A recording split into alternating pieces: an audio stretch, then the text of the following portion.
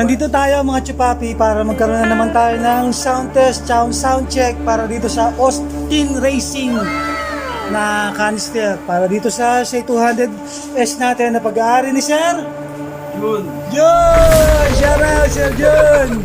So dito pa mga chupapi, kinabitan muna natin ito ng Austin Racing na canister para i-sound check natin, sound test, whatever. Kung maganda ba yung tunog dito sa C2S natin, C2X, C202, parehas lang din naman yan. Actually, ang nakakabit sa kanya na canister, itong MIBB, then sinalpakan muna nito natin ng Austin Racing. Kuya JP, anong masasabi mo sa Austin Racing dito? Ang sarap ng tunog, buong buo. Wala pa, hindi pa natin naisa sound test. Ay, wala pa ba? Excited lang. Maganda ba Kuya JP? Ang pogi. Kaloy, ano masasabi mo? Panalo? Oo, panalo. Quality. So, yun ba mga chupapi? Nag-chill muna kami dito. Then actually, pinalitan namin ng clutch lining to. Then sakto, naka siya, naka big elbow with resonator. So maganda po to mga chupapi na may resonator para at least nababapples ng konti yung ingay nung tambucho natin kung mga naka open pipe tayo. Then maganda rin yung tunog, swabe. So, actually, shoutouts nga pala kay J. Suena Republic sa napakaganda niyang mask para sa C2S natin. Version Ducati Panigale. Ito yung version 2, no?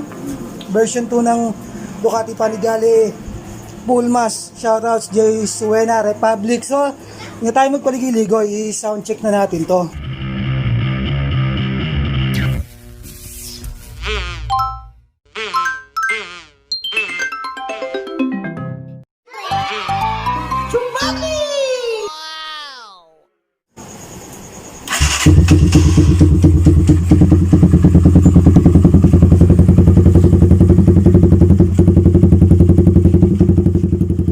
So ito po yung tunog niya mga chupapi pag naka-idle lang siya.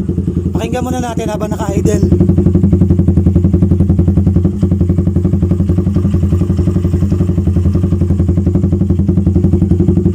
Medyo mabait pa yung tunog niya kasi meron siya resonator, then mababa pa yung idle. So, Pastor Galoy, try mong bombahan ng konti.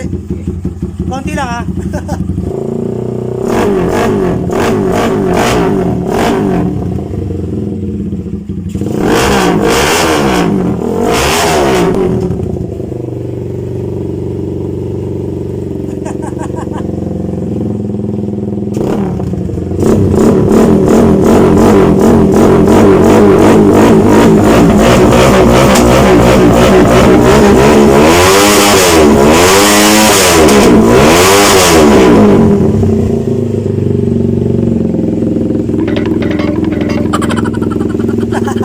Actually, ang ganda yun. Parang pang MotoGP yung datingan. So, sa mga gustong umorder po nito, makaka-order kayo nito kay J Motodified. Kay Kamoting J po. Check nyo lang yung FB page niya, J Motodified. Makikita nyo doon yung iba-ibang klase ng canister. SC Project, Akrapovic, Austin Racing, bla bla bla. Sir, ano masasabi mo? Solid, ganda. Solid. Nga na, solid din to sa ulihan, no? Pag nayari tayo na enforcer.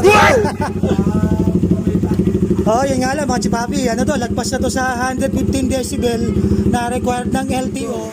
Safe naman po to sa mga city ordinance. Basta may silencer, plug and play po silencer natin yung tinatawag na DB killer. Na dito po nilalagay yun. Dito po sa loob. Detachable yung silencer, Detachable no? po yun, no? Detachable po yun. Pag gusto nyo mag-open muffler, tatanggalin nyo lang po pag ayaw nyo, gusto yung mga mote. Yun lang po yun.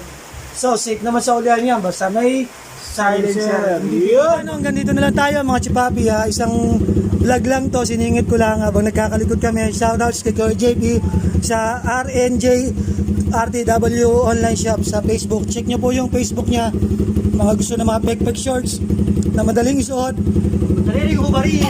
Yan yung pinakamahalaga sa mga shorts. Madaling hubarin. Salamat sa panonood nyo. Salamat din sa mga kachupapi natin na nag-chill dito sa garahe. Lalapag ko na ang closing ceremony sa mga inyong kapayapaan. Umayo kayo ng marami. Yan!